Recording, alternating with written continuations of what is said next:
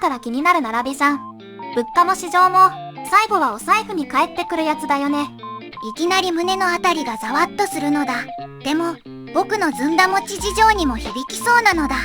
まずはその物価から行くわよ。変に身構えなくても、数字を見れば輪郭が見えるわ。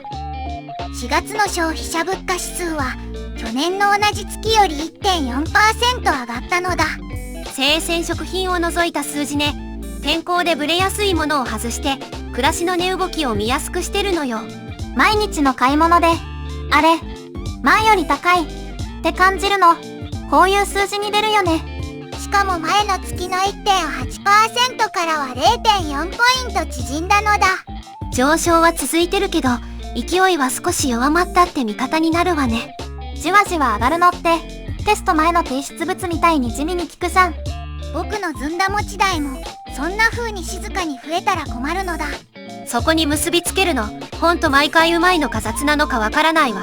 でもさ、家計って、急にドンより、少しずつ、の方が気づきにくいよね。そうなのだ。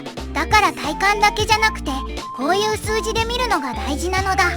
この手の数字って、1ヶ月だけじゃなくて並べると流れが見えやすいのよ。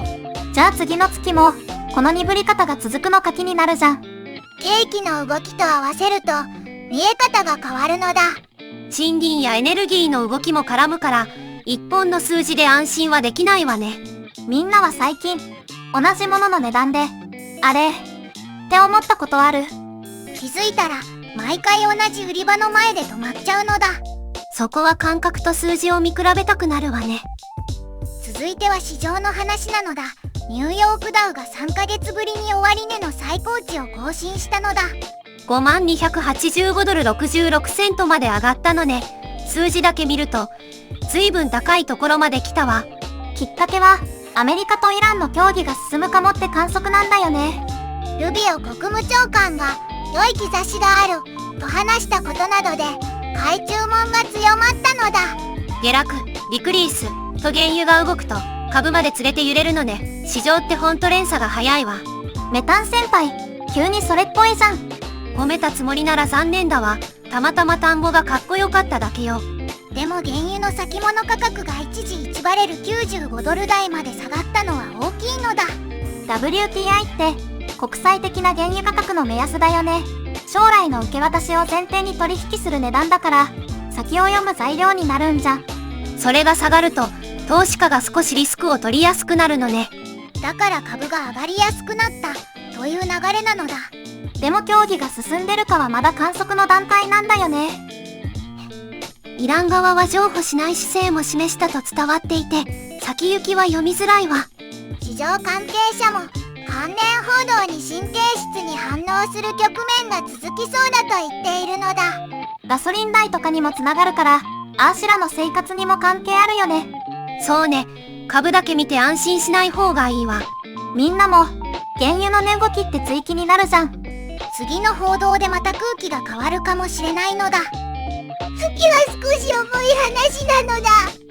辺野古沖の転覆事故で、文科省が高校の対応を極めて不適切だとまとめたのだ。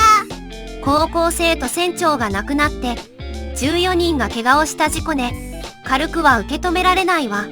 研修旅行の見学中だったってところが、なおさら辛いじゃん。調査では、学校法人が日程や行き先の把握にとどまっていて、詳細な内容まで見ていなかったのだ。見学の中身まで確認していなかったなら、危なさを先に消せなかったってことだよね。近く法人に改善を求めて、京都府にも指導や報告を求めるそうよ。調査結果が出た後、何を変えるのかが一番大事だよね。22日にも公表されるから、再発防止の中身を見たいのだ。責任の話で終わらせず、運用の穴を埋められるかが焦点ね。みんなも、学校や団体の連絡配置と読んで終わりにしない方が安心だよね。